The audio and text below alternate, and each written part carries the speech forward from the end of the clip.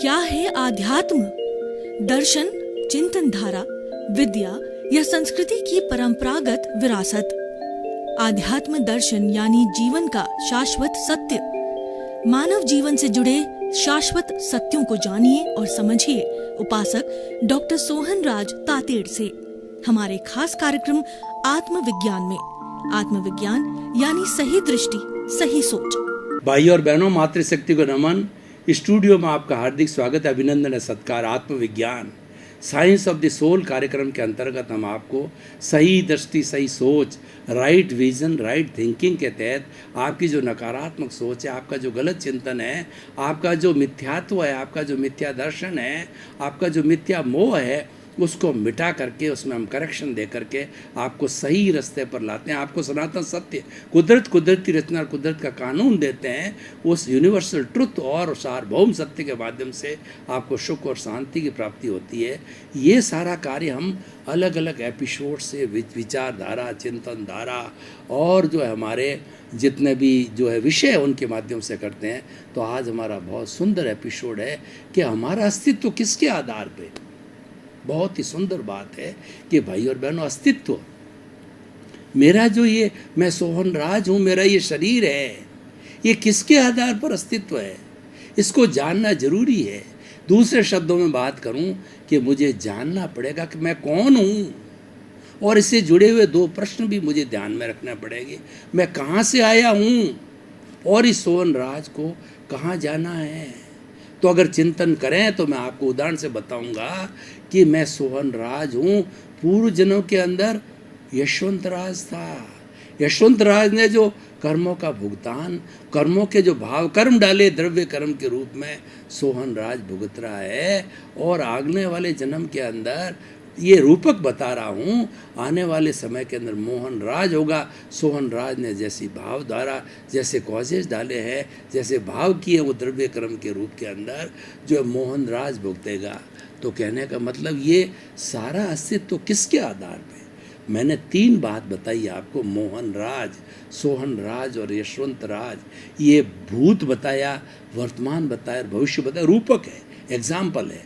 लेकिन ये सब तीनों किसके आधार पर है। तो मैं कहना चाहता हूँ कि जो यशवंत राज को कार्य करवाया उसकी हाजिरी इसी आत्मा की थी। वही आत्मा सोहन राज के अंदर हाजिर है, वही आत्मा मोहन राज में हाजिर होगी। और ये आत्मा जो है ये अमूर्त है, ये अक्रिया है, ये शरीर है, ये कोई कर्मों का बंधन नहीं करती है और न ये कहती है कर्म बंधन करो। ये तो क्या अपनी मुक्त अवस्था में है। ये तो जन्म जन्मांतर से कभी ऐसा समय आया कि वह इस जड़ के साथ जुड़ गई, ये निकलना चाहती है, इस जेल से ये आत्मा मुक्त होना चाहती है और ये अपने आप को कैदी समझती है। जैसे कि पिंजरे में तोते को बंद किया जाता है तो तोता तो स्वतंत्र रूप से उड़ने वाला पक्षी होता है और वह पिंजरे में आते ही कैदी महसूस करता है और वो चाहता है कि कब यहाँ से स्वतंत्र होकर के मैं उड़ूँ। तो हमारी आत्मा भी यहाँ से स्वतंत्र होकर मुक्ति को जा सकती है। लेकिन मुक्ति में जाने वाला केवल मनुष्य ही शरीर है, ये माध्यम मनुष्य शरीर है। जन्म जन्मांतर ने न मालूम कितने कितने शरीर धारण किए होंगे और हर शरीर के अंदर, हर जो है वो जन्म के अंदर कॉजेज डाल करके ये कॉजल बॉडी है वह अपग्रेड होती रही, वह जुड़ती रही और वह इसका कार्य करती रही। देखिए दो चीज़ें होती है। हम थोड़ा यहाँ पर जो है अस्तित्व की बात कर रहे हैं तो थोड़ा हमको समझना जरूर पड़ेगा कि हमारी ये प्रतिष्ठित आत्मा होती है। उस प्रतिष्ठित आत्मा के अंदर कुल हमारे 8 तरह के कर्म होते हैं कॉजल बॉडी के अंदर। वो ज्ञानावर्णीय, दर्शनावर्णीय और मोहनीय और अंतराय, ये 4 घाती कर्म होते हैं। आत्मा की घात करते हैं और ये प्योरली आत्मा के साथ में जुड़े रहते हैं। इसका शरीर से कोई संबंध नहीं है। शरीर के अंदर तो क्या कि प्रारब्ध और जो है जैसे जैसे कर्म किए होते हैं वो केवल प्रारब्ध और उदय भाव चलता है, पुण्य और पाप चलता है। और हर शरीर, एक शरीर गया उसके समाप्त हुए, नए शरीर में फिर क्रिएट होता है, ये चलते रहे। लेकिन अपग्रेडेशन जो होता है ये हमारा जो आत्मा को मुक्ति में ले जाने वाला, आत्मा को जिसने बांध के रखा है वह समझने वाली बात है। वो क्या है कि ये हर जन्म जन्मांतर में कभी घटता है, बढ़ता है, घटता है, बढ़ता है, ये कर्म है। और ये प्योरली अशुभ कर्म है, ये प्योरली पाप है। तो ये क्या होता है, ज्ञानावरणीय कर्म है, ये ज्ञान का आवरण है, आत्मा की जो अनंत ज्ञान की शक्ति को आवृत करता है। और ये जो आँख पे पट्टी की तरह होता है, और उसके आवरण ज्यों ज्यों ये आवरण हटता है, जो हमारा जैसे सूरज है, सूरज के ऊपर जो जितने भी जो है वो बादल आए हुए होते हैं, जब छटते हैं तो सूर्य पूर्ण रूप से उदय हो जाता है। तो ये ज्ञानावरण की रूपी बादल यहाँ से हटे तो व्यक्ति को अनंत ज्ञान की प्राप्ति होती है। दर्शनावर्णीय पूरा हट जाता है। दर्शनावर्णीय कर्म जो है वह एक पुजारी की तरह होता है। पुजारी क्या करता है कि ईश्वर के जो है वो शिव पार्वती के पट को जो बांध देता है, मंदिर का दर्शन नहीं होने देता है। उसी तरीके से ये जो दर्शनावर्णीय कर्म है वह जो है हमारी रॉन्ग बिलीफ के कारण है, हमें ईश्वर के दर्शन यानी हमारी शुद्ध आत्मा प्रभु का जो अनुभव नहीं होने देती, उसको स्वतंत्र नहीं देनी और उसको मुक्ति को नहीं जाने वाला होता है। और तीसरा मोहनीय कर्म जो सबका राजा है, ये शराब की तरह है। और ये एक ऐसा आवरण है, शराबी को कोई भान नहीं रहता है और वह नाली में ही पड़ जाता है, सड़क पर भी पड़ जाता है।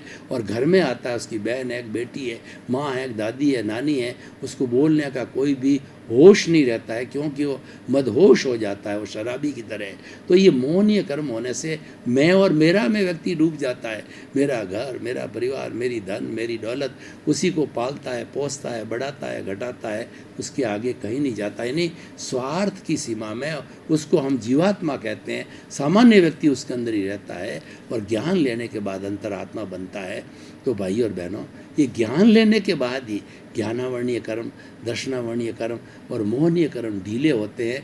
और ये जरूरी नहीं है किसी जन्म में आपको ज्ञान मिला हुआ हो, और मान लो इस जन्म के अंदर आपका जो है पुण्योदय है और आपको सद्गुरु मिलते हैं या आपको ज्ञानी पुरुष मिलते हैं, आपको वो ज्ञान देते हैं, आपको भेद विज्ञान कराते हैं, जड़ और चेतन का शरीर अलग, आत्मा अलग, और जो है आपको कराते हैं कि हमारा तुम तो शुद्ध तत्व हो, तुम तो ज्ञाता हो, दृष्टा हो, प्रतीति कराता है कि तुम अनंत ज्ञान वाले हो, अनंत दर्शन वाले हो, अनंत शक्ति वाले, अनंत सुख का धाम हो, तुम सच्चिदानंद हो, उसकी अनुभूति कराता है, प्रतीति कराता है, वो हमारा सद्गुरु कराता है।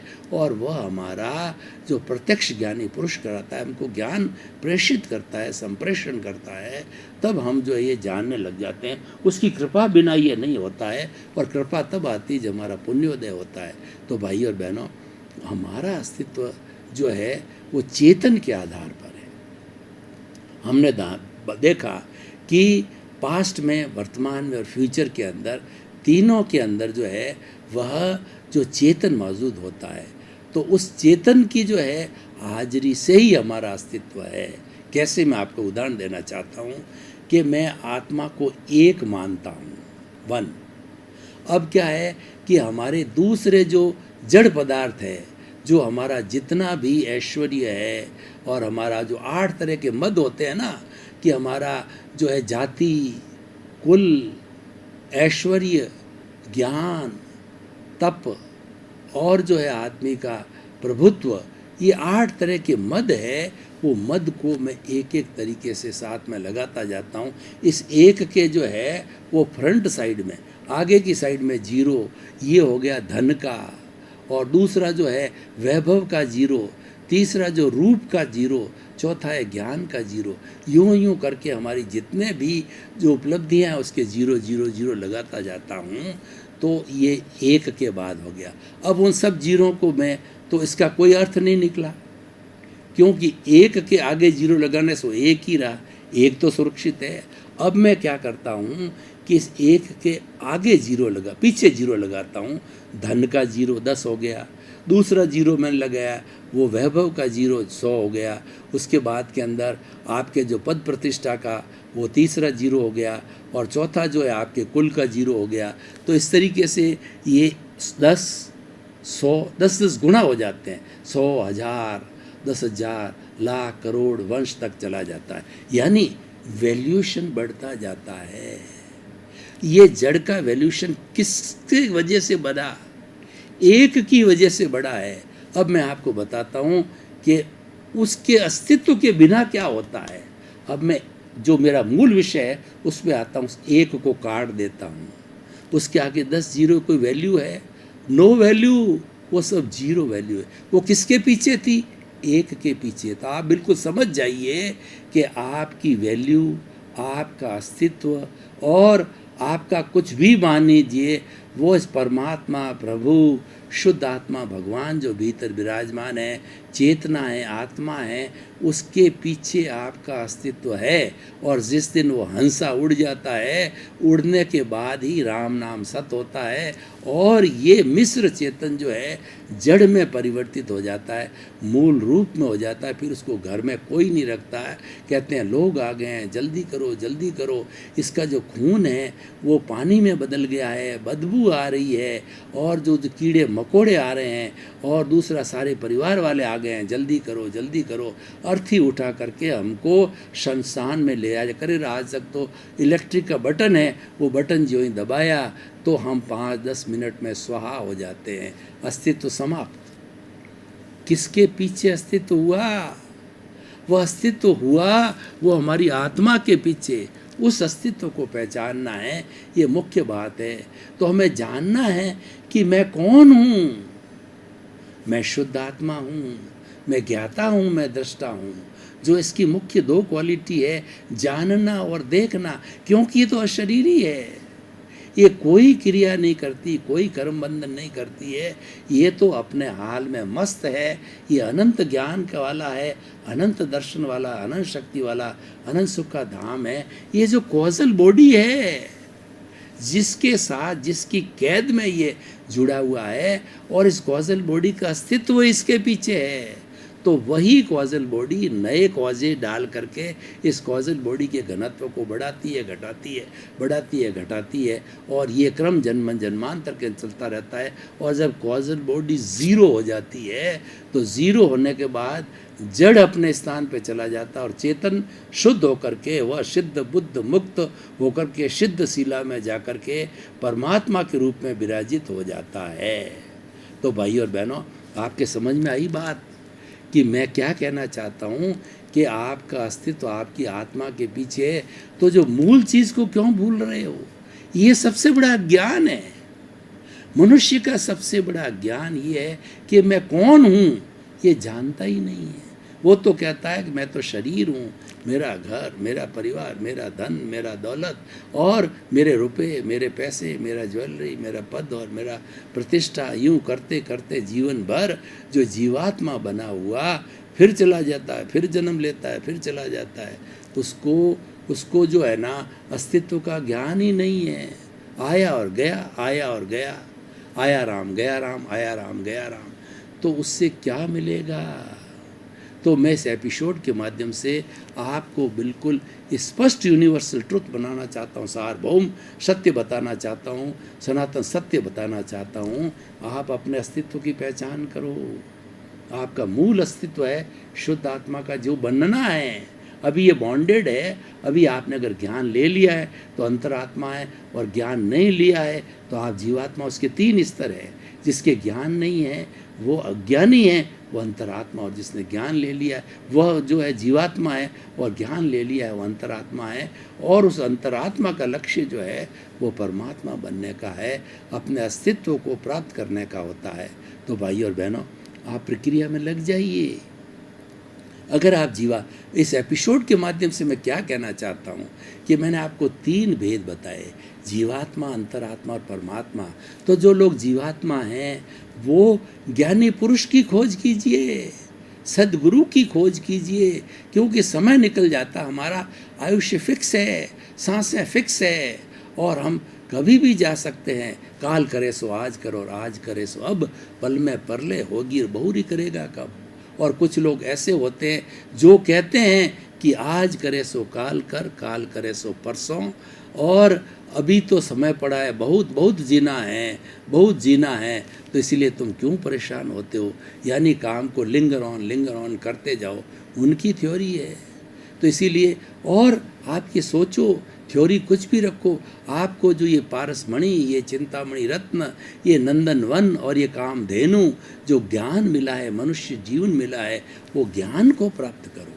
क्योंकि आत्मा ही ज्ञान है, आत्मा ही ज्ञान है और ज्ञान ही आत्मा है। अल्टीमेटली ज्ञान से ही आपका उद्धार होगा। उपयोग लक्षणों जीव, जो हमारी आत्मा जो अस्तित्व है वो क्या है, वह उपयोग है। उपयोग का अर्थ क्या है कि वह कभी ज्ञान में जाता है, कभी दर्शन में जाता है, और वास्तव में एक ही है, लेकिन दोनों बताना जरूरी है, क्योंकि एक का उत्पाद होता है और एक का व्यय होता है। उत्पाद और व्यय नहीं हो तो हमारा द्रव्य तत्व जो आत्मा है वह रह नहीं सकता, उसका अस्तित्व हो नहीं सकता। इसलिए भगवान महावीर ने पहला जो प्रवचन दिया था तीर्थंकर बनने के बाद में, वो था त्रिपदी के उत्पाद व द्रव्यात्मक सतह। कोई भी वस्तु, चाहे जीव हो अजीव हो, दुनिया की कोई भी वस्तु, उसका अस्तित्व तब है कि वो उत्पन्न होती है, वो विनाश होती है, लेकिन उत्पन्न और विनाश होने के साथ साथ वह द्रव्य है। कैसे? एक उदाहरण देने से, दोहे से, मुहावरे से और आपके मुक्त से ज्ञान में गागर में सागर भरा जाता है। तो मैं आपको ये उदाहरण देना चाहता हूँ कि ये जो किस तरीके से उत्पाद हुए है कि एक महिला बहन जो कि बहुत लंबे समय से बैंगल्स पहन रही थी, उसके मन में आया कि थोड़ा चेंज होना चाहिए, तो उन्होंने क्या है कि अपने बैंगल्स को सोनी के पास जाके तुड़वा दिया, ज्वेलर्स के पास जाकर तुड़वा करके नेकलेस बना दिया। तो नेकलेस तो उत्पन्न हुआ, ये उत्पाद है। बैंगल्स का व्यय हुआ, लेकिन बैंगल भी सोना थी और नेकलेस भी सोना है, वो उसका द्रव्य तत्व है, तभी उस सोने का अस्तित्व है। तो हमारी आत्मा का भी अस्तित्व है, उत्पाद और व्यय होने के साथ द्रव्य रूप में है। तो भाइयों और बहनों, हम आपको मूल बात पे आना चाहते हैं कि आप जो है, आपने ये जान लिया कि आपका अस्तित्व किसके आधार पे है। चाहे आप करोड़पति है, चाहे अरबपति है, चाहे आपके पास बड़ा बंगला है, चाहे भारत के प्रधानमंत्री है, चाहे भारत के जो आप राष्ट्रपति हैं, या कोई भी यूएनओ के राष्ट्रपति है, WHO के राष्ट्रपति है, कुछ भी मान लीजिए, परंतु वो सारी बातें किसके पीछे है? वो आपके भीतर विराजमान प्रभु के अस्तित्व के पीछे है। और इस शरीर का तो जो एक दिन जो है विनाश होना है, क्योंकि हर संयोग के साथ वियोग जुड़ा हुआ रहता है। तो ये जड़ तत्व तो संयोग वियोग से जुड़े हुए होते हैं।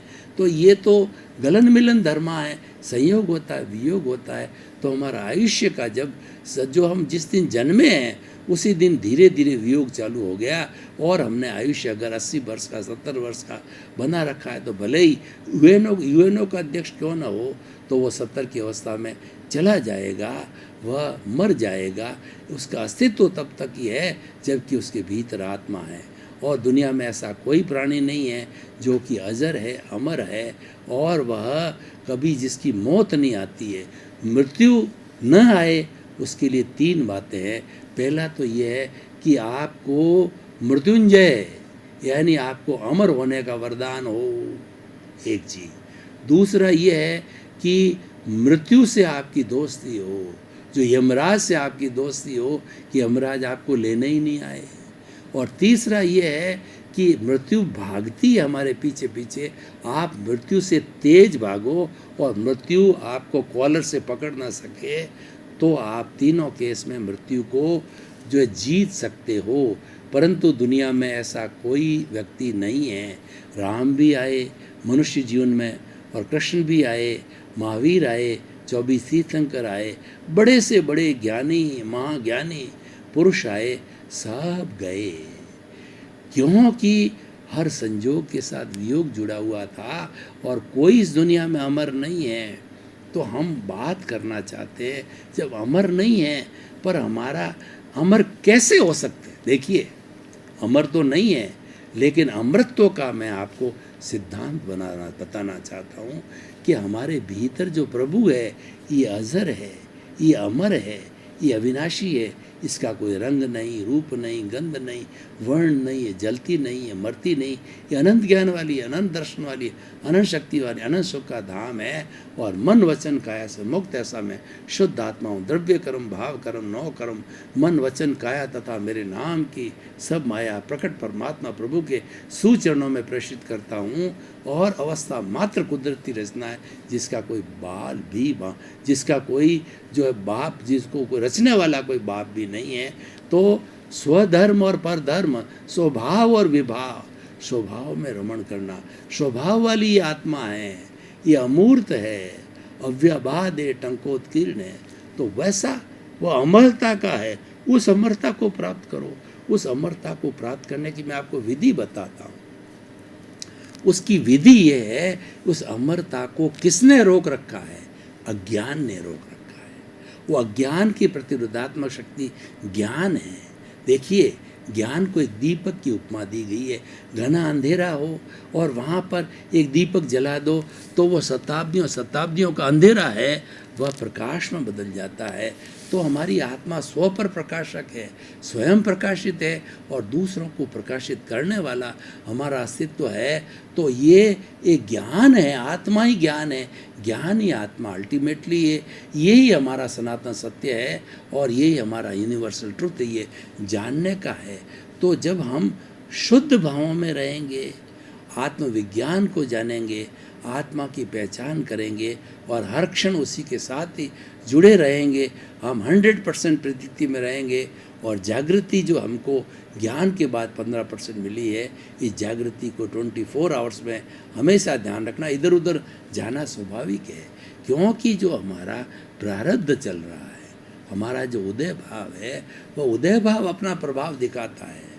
तो चाहे ज्ञान लिया हुआ हो न लिया हो, वह तो प्रभावित करता ही है, लेकिन ज्ञानी पुरुष है उसको कंट्रोल कर लेते हैं। ज्ञान मिलने के बाद में जो हमारी शुद्ध आत्मा की जो भाव शक्ति थी, वह प्रज्ञा अलग होकर के गवर्न करती इस बॉडी को और अज्ञा को दबाए रखती है। ये प्रारब्ध है, सारा अज्ञा है। अगर प्रज्ञा न हो तो ये अज्ञा का साम्राज्य होगा और वो जीवात्मा रहेगा। खाओ पियो ऐश करो, eat drink and B Mary. न तो कोई भी पीछे जन्म है, न कोई चारवाक की तरह, न कोई आगे है न कोई पीछे है। इस जन्म में जितना खा पी सकर के आनंद मना सकते हो उतना मंगाओ। मनोरंजन में चला जाता है, आत्मरंजन बिल्कुल नहीं करता है।